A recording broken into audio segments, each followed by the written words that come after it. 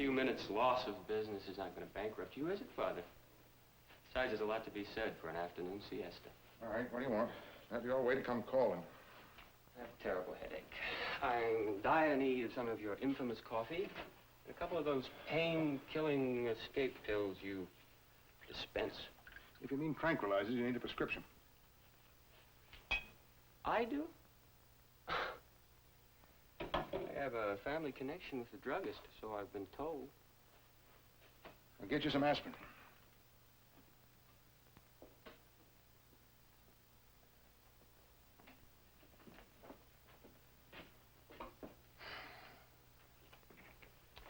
Well, today you give me headache pills.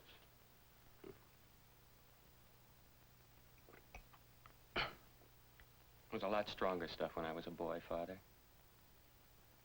You siphoned all sorts of information into me. I became sort of a homegrown little robot of yours. Something of a computer.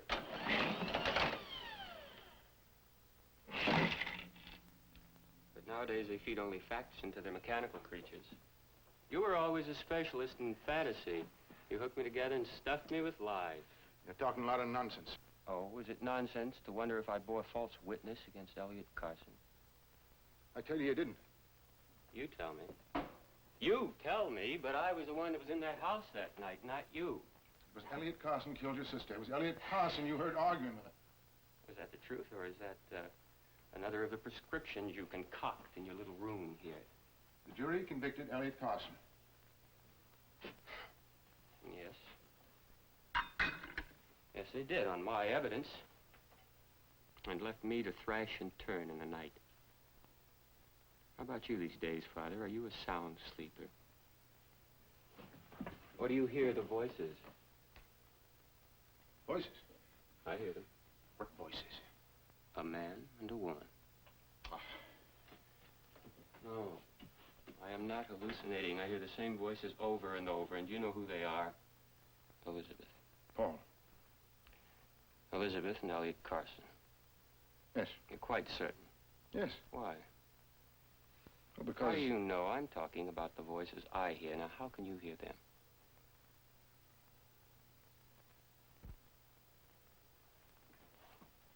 Elizabeth and Elliot Carson. I always thought so, Father. All these years, I thought so. But I've been talking with Carson lately. Oh, well, voices change. You're anticipating me. How could you know that Elliot Carson doesn't sound like the man I hear?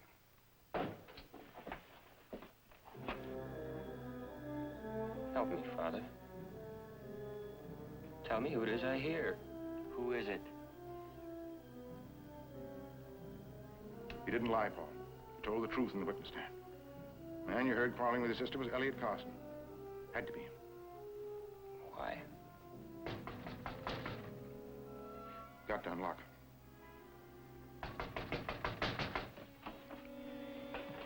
Yes, Father, you've got to unlock.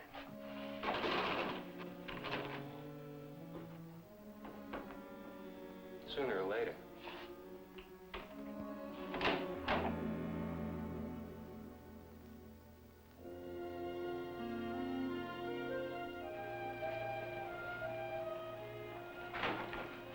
Oh, Ruth. Oh, good morning, Dr. Rossi. Good morning, Ruth. Mrs. Kramer's been having some more trouble with her shoulder. I want you to take her down and give her some heat therapy.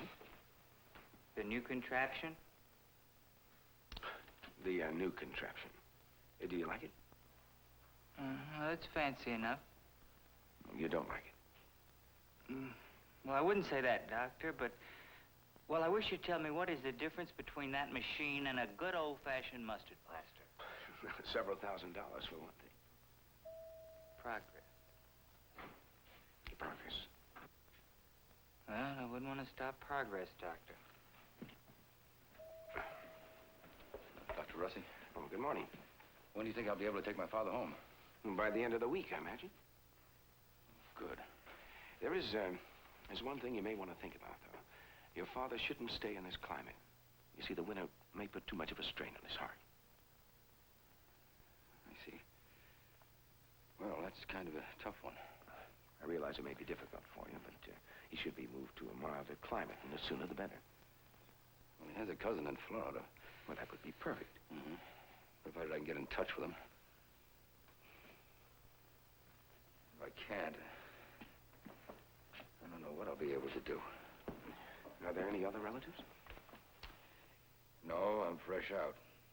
Except for the ones on the French Riviera, of course, but then that's too far for Dad to travel. Can we be serious about this? I am serious.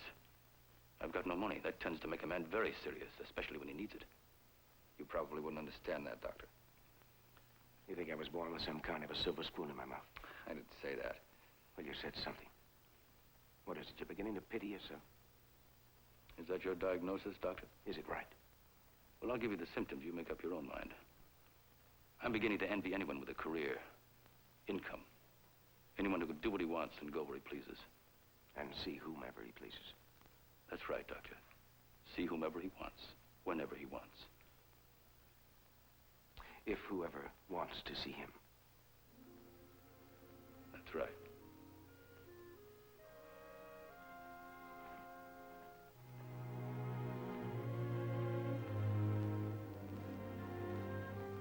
But you said you could swing it.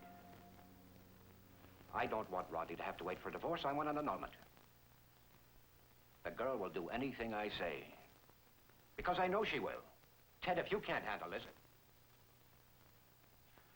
That's more like it. Give my regards to Louise. Yes? Mr. Swain's here to see you. Have him come in.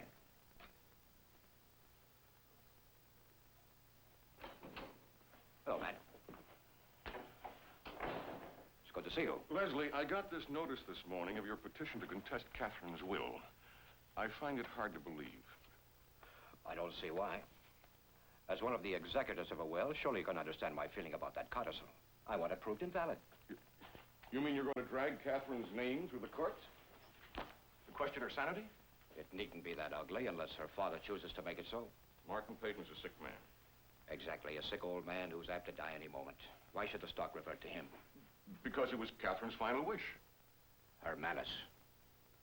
Matt, I have every right to this mill, legally and morally. You're my friend. You've watched me build this business for 25 years. And I watched you destroy, too. Catherine, Yourself. that's a matter of opinion, isn't it? I've had hungers too, Matt. And you've satisfied them? You better keep this. And what about the boys? Rodney and Norman aren't involved. The boys have always been involved. Yes. Mr. Wainwright is here. Oh? Shall I ask him to wait? No, have him come in. Wainwright and Kennerly, Martin Payton's law firm. We can continue this at another time. I think you're going to regret what you started. Mr. Harrington. Yes, good morning. Matthew Swain. How do you do? Goodbye, Leslie.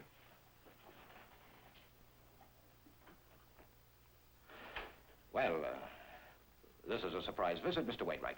It was intended to surprise you. As was this. What is it? A letter sent by your wife to her father, Martin Peyton. It was written several months before her death.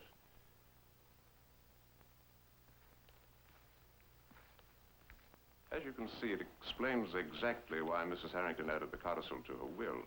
She questioned your relationship with your secretary, Julie Anderson. What? Oh, come now. Your wife had few remaining illusions, Mr. Harrington. She refers to your unfaithfulness as far back as 18 years ago. At that time, the woman was named Elizabeth Carson. This is ridiculous. Nevertheless, it does explain her motive for the codicil. She was a woman disappointed in her husband. Until now, Mr. Peyton had no wish to divulge the contents of this letter. He felt it would only create scandal, which would harm both his daughter's memory and the family name. However, if you persist in fighting this codicil, if you persevere in your attempts to disprove your wife's sanity, then this letter will be introduced in open court. The decision is yours, Mr. Harrington.